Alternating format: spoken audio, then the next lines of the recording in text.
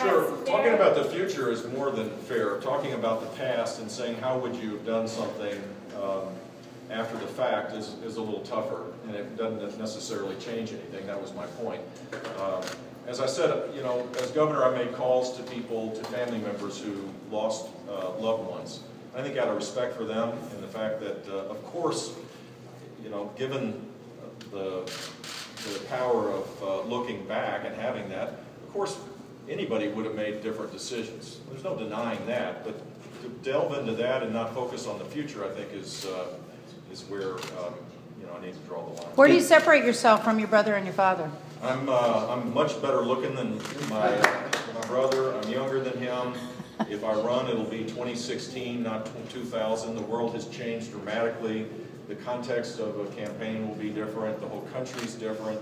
This, you know, it's obvious that my life experience is different, and all of that doesn't change anything about my love for him and respect for him. No, but how are your politics different? Just described, the context is different. I'm a committed conservative. I got to act as governor of the state of Florida, cutting taxes, shrinking the government workforce, challenging the teachers union, taking on the people that made it harder for job creation to take place, and the record is there for people to see. But policy-wise, domestically, is there any way you would have done things differently than your brother?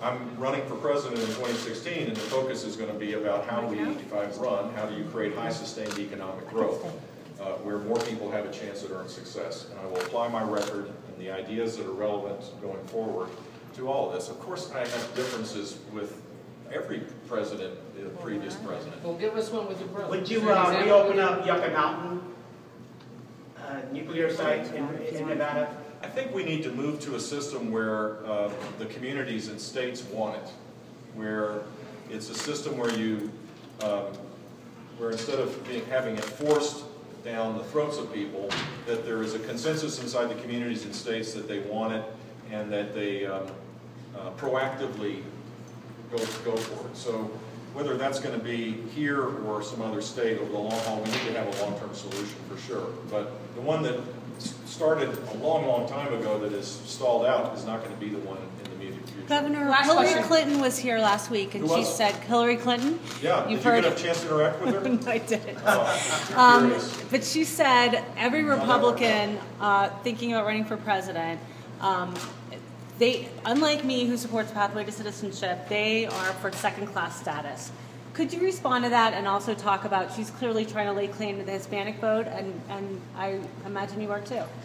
So I think the way forward is to have a comprehensive immigration plan where you start first by controlling the border, you deal with the people that come here legally and overstay their bounds, you make sure employers have a means by which they can check to see if they're hiring people that are undocumented. All those things are first and foremost. And then shift to a system that's economically driven and not family driven, where a spouse and minor children is the criteria for asking, you know, for allowing people to come in.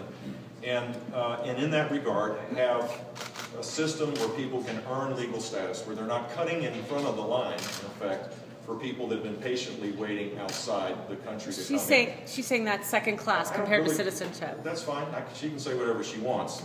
My suggestion is that we have a path where you earn legal status, where you're not cutting in line for people that have been patiently waiting, and where you work, where you don't receive federal government assistance, where you learn English, you don't commit crimes. And that system, I think, is the fair and just system for where we are today. Why do you think Hispanics will vote for you? You can stand. Please rise. No. Some of your opponents are not being as transparent. I see this theme coming up several times. You seem almost frustrated that some of your rivals. Oh, that Hillary Clinton doesn't take questions as often. Well, that's the only person. I'm not frustrated. Well, I could follow her path if I wanted to, right? But how important is it for you to take these questions, and why do you think others are not doing it, perhaps?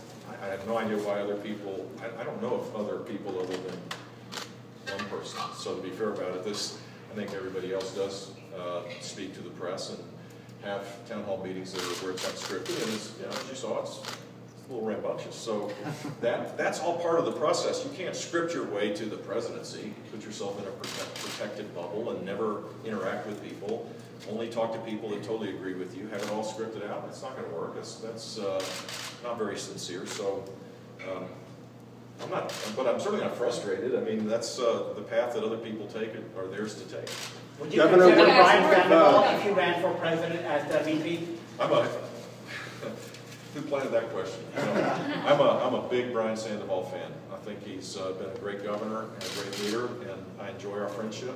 And it's way premature for someone who is considering running to be talking about that. What about Thanks, his guys. $1 billion tax plan that he's? That's a local state issue. See ya. Thanks, Governor. Thank you, Governor. Thanks a lot. Thank you, Governor. Thank you, Governor.